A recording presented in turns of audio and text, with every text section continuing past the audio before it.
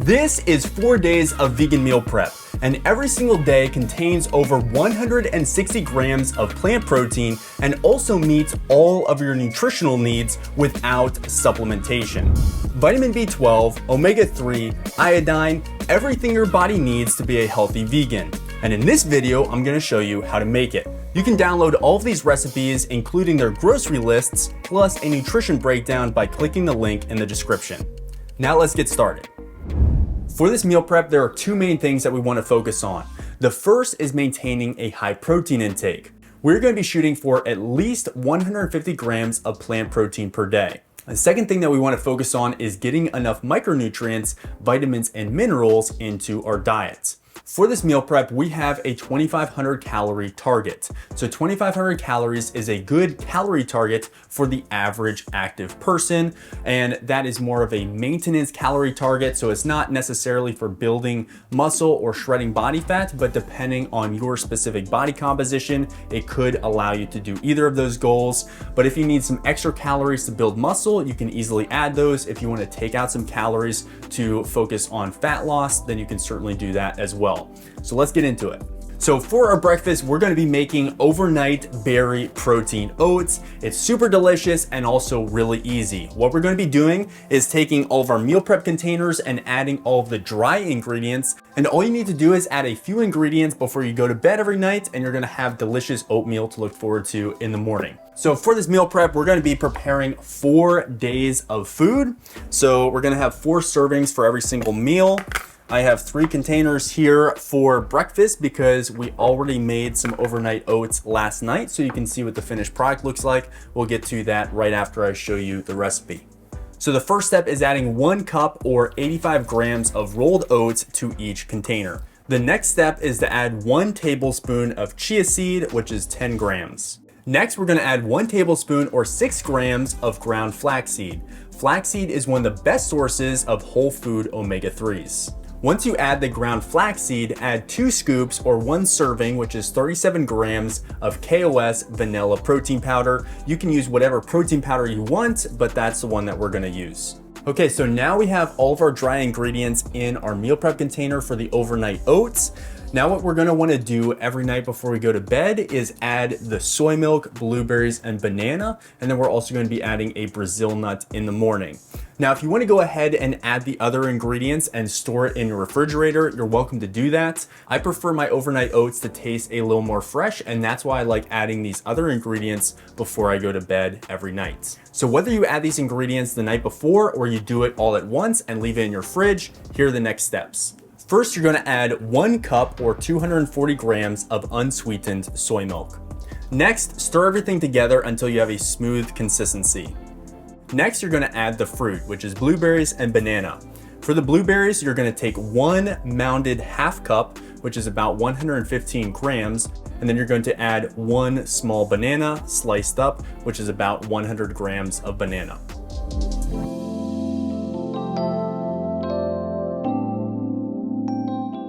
So our overnight oats are all finished. Here are the 4 that we put together. This is actually the one that we put into the fridge last night, and you really can't tell a difference between them other than the fact that this one is more set. So it just feels a little bit more firm in terms of its consistency. So these are super delicious, and all you need to do is throw on the tops, and then you can easily store these in the fridge for a few days, and then it's just grab and go, and that's the beauty of meal prep. And then every morning when you're ready for breakfast, you're going to add our garnish, which is a single Brazil nut, and that is going to add our daily dose of selenium for the day. Okay, so now breakfast is done, let's move on to lunch. So on the menu for lunch, we have a vegan chicken stir fry with brown rice. I absolutely love this meal, so let's jump in. Okay, so step number 1 is to start cooking the rice. I like to use a rice cooker because it's the easiest way to cook perfect rice every time. I'm also going to be cooking extra rice because I like having rice on hand in the fridge. To cook brown rice, I like using a 2-to-1 ratio of water to rice. If you don't have a rice cooker, then you can easily make the rice on the stove. So the next step is to make the soy curls. We're going to be placing 360 grams of soy curls into a small to medium sized bowl and cover that with boiled water so they are completely submerged. Then we're going to let that sit for about 10 minutes. While the soy curls are soaking, prep all of your veggies for the stir fry. The first veggie that we're going to prepare is onion. We're going to slice 500 grams, which is about 1.5 medium onions. Next, we're going to slice 3 red bell peppers, which is about 450 grams. Then we're going to cut broccoli into florets. We want 1,050 grams of broccoli. Then we're going to mince 12 garlic cloves, which is about 45 grams. Then we're going to chop up 6 scallions. We're going to chop the white part only and reserve the green part for a garnish. Now that we have the veggies prepped, we're going to combine all of the sauce ingredients into a small bowl and stir well to combine them. The first sauce ingredient is miso paste. We're going to add 48 grams, which is about 3 tablespoons. The next ingredient is maple syrup. We're going to add 60 grams, which is about 3 tablespoons. After that, we'll add rice vinegar. We're going to add 42 grams, which is 3 tablespoons. Then we're going to add 150 grams of tamari, which is about 12 tablespoons. The next ingredient is chili sauce. You can use a garlic chili sauce or any type of chili or hot sauce that you want. We're going to add 1 tablespoon or 18 grams. Next, we're going to add arrowroot powder or cornstarch. We're going to use 18 grams, which is about 2 tablespoons. And finally, we're going to add 132 grams of water or 9 tablespoons. All right, so now we have all of our veggies chopped and prepared, and we have our sauce ready to go. So the soy curls are done soaking, and now what we want to do is remove the excess water.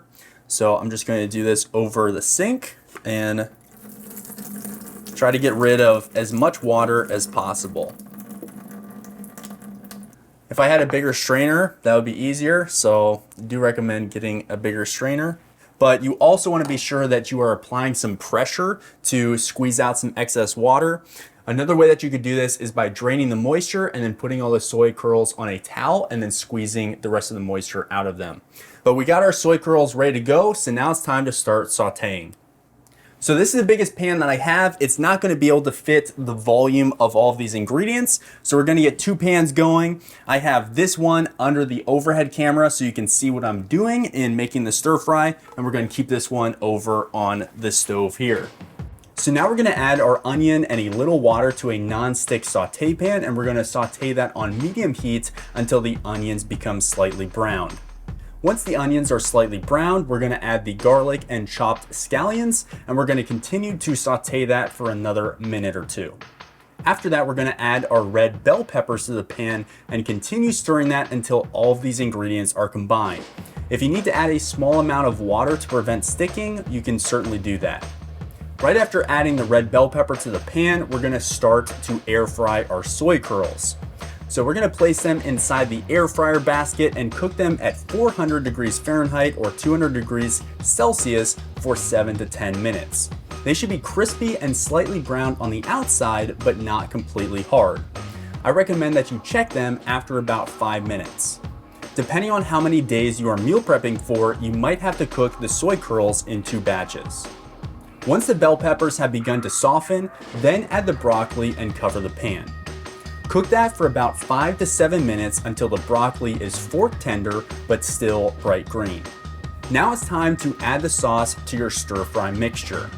Once the soy curls are done in the air fryer, stir them into the veggies and sauce. Then once you've stirred in the soy curls, you can add your spinach. Cook for another few minutes to let the soy curls absorb all of the flavor and also allow the spinach to wilt. Then once it's done cooking, portion your rice and the chicken stir fry into 4 equal portions. I like putting the rice on the bottom and the chicken stir fry on the top. Once you are done, add the green scallions as a garnish. All right, so that's it for meal prep. We have 4 amazing meals. We got the vegan chicken stir fry with rice, and these are absolutely delicious. This is a really great meal and it's packed with nutrition. So that's lunch. Let's jump into dinner. All right, so for dinner, we're gonna be having protein pasta with tofu and veggies. So the pasta that we're gonna be using is this Banza chickpea pasta. It's absolutely delicious and it's packed with plant protein. So really looking forward to having that. And then we also have some extra firm tofu, which is actually going to be the first thing that we're preparing. So the tofu takes the longest to cook, and we're gonna start with that. So we're gonna be baking the tofu in the oven at 400 degrees Fahrenheit or 200 degrees C. While the oven is preheating, slice each block of tofu into 8 equal slabs. So for this recipe, for 4 days of meal prep, we're gonna have a total of 16 slabs from the 2 blocks. To make sure that you have an equal width for all of the slabs, I recommend cutting the tofu block in half, and then in half again, and then in half again. Once you've cut up your tofu, lay them flat on a cutting board to apply seasoning. So you can basically use whatever seasonings you want for your tofu. A few that I really love are the Perfect Pinch by McCormick. These are really delicious. This is the Cajun one. We have lemon and pepper. One of my favorites is actually Caribbean jerk, but we don't have any of that right now in our pantry. So that's something else that you can try. And if you want a sodium-free alternative, you can get the salt-free Dash flavors, which are also really great as well. For this recipe, I'm going to be using the lemon and pepper flavor. Be sure to apply an even coat of seasoning across all of the tofu. Tofu doesn't really have a taste, so it's really important that you flavor it properly. I find that it helps if you massage the seasoning into the tofu a little bit to make sure that it sticks. I also want to note that you don't need to press your tofu for this recipe, just be sure that you are using extra firm tofu. Next, grab a baking sheet and line it with aluminum foil. This makes it easier to clean up after. Aluminum foil also helps to ensure that the tofu doesn't stick to the baking sheet. We're going to coat the aluminum foil with seasoning. Once you have coated the aluminum foil in seasoning, lay the tofu down on the sheet. Place the tofu in the oven and set a timer for 30 minutes. We're going to flip the tofu at the 30-minute mark, but while the tofu is baking, we're going to get started with the pasta. Fill a pot with water and bring it to a boil. While the water is getting to a boil, we're going to start preparing our sauce. Chop up 336 grams or about 16 cups of kale. In my opinion, the stems in the kale are a little tough, so I like removing those. Once the water is boiling, we're going to add 340 grams or 12 ounces of the Banza chickpea pasta. This is measured dry and it ends up being about 1.5 boxes. We're going to cook the pasta according to the directions on the back of the box. It says 7 to 9 minutes and we're going to set a timer for 8 minutes. Be sure to stir this occasionally. While the pasta is boiling, we're going to start to simmer our sauce. For the 4 days of meal prep, we're going to be using 4 cups of pasta sauce, which ends up being 1,000 grams. Bring the pasta sauce to a simmer and then add 2 cups or 312 grams of edamame plus the kale. The pan that I use here is a little small, so if you're prepping multiple days of meals at the same time, I recommend using a larger pan. Once the pasta is done, strain it and set it off to the side. Once the oven timer goes off, flip the tofu and bake for another 15 minutes. Once the kale wilts, add the sauce to the pasta.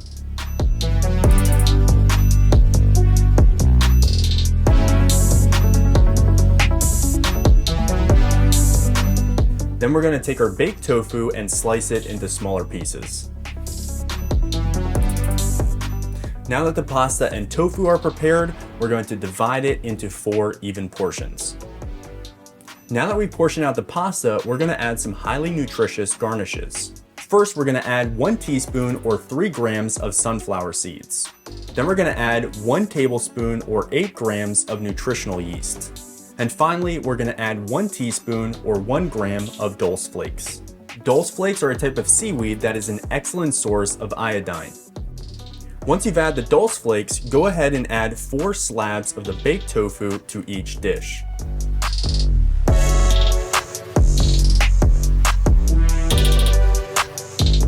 So now that we finished making our dinner, let's break down all of the nutrition. All right, so here's the nutrition breakdown for our entire high protein vegan meal prep. We have all of the breakfast ingredients, lunch, dinner, and here are the total calories. So every single day we're coming in at 2,576 calories and 164.5 grams of plant protein. All right, so one quick thing that I want to note here is that this calorie target is about maintenance for me, which means it's about the number of calories that I burn on average every single day. So my body composition, if I follow this calorie target, is basically going to be staying the same. I'm not going to be losing body fat or gaining body fat, and I might be able to increase my lean muscle a little bit over time, but my body composition won't be changing too much. Here it says that I'm burning 2,200 calories per day, but I've done more precise calculations on my activity level and it's more like 2,600. This calorie target might be a caloric surplus for you or a caloric deficit, so you might need to adjust your calorie intake according to your fitness goals. So all of these days of eating are packed with high quality plant protein, but the coolest part about this meal plan is that we actually hit all of our nutrition targets with 0 supplements. That can be a little challenging to do, so let me highlight exactly how we did that. The number one supplement that most vegans should consider taking is vitamin B12, and the way that we did this without supplementation is we added nutritional yeast. So you can see the breakdown of all the different ingredients within this meal plan that contributed to vitamin B12, but nutritional yeast really tops the list at about 250% of our total daily recommended intake. Another thing that many vegans supplement for is omega-3 fatty acids, and the way that we accomplished all of our intake needs without supplements was by using chia seeds and ground flax seeds. So you can see where those are clocking in for the day, and that was part of our breakfast, so that's a really great thing to add to boost your omega-3 content. There are also a few minerals that I want to draw your attention to. The first is iodine, and the way that we got our iodine into our diet was by adding the dulse flakes. So just getting some seaweed into your diet can really boost your iodine intake, so you don't need to worry about supplementing that in some other form. And the other mineral that I want to point out is selenium. Just eating 1 Brazil nut per day gets all of your required daily intake of selenium. Arguably, the most important amino acid for building or maintaining lean muscle mass is leucine, and the way that we got most of our leucine into our diet was by adding some protein powder and rolled oats. As you can see here, the one micronutrient that we didn't meet the required daily intake for was vitamin D. The only ways to get natural vitamin D on a vegan diet without supplementation or without using fortified foods, which is basically the same thing as supplementation, is by 1, going out and getting natural sunlight exposure, or 2, eating mushrooms. I'm personally not really a fan of mushrooms, but I love getting out in the sun, so that's where I get all of my natural vitamin D. But during the colder months when I can't really get outside and get sun exposure, I do supplement with vitamin D. So that's it for this video. Don't forget to download all of these recipes plus nutrition breakdowns and grocery lists by clicking the link in the description. Thanks so much, and we'll catch you in the next video.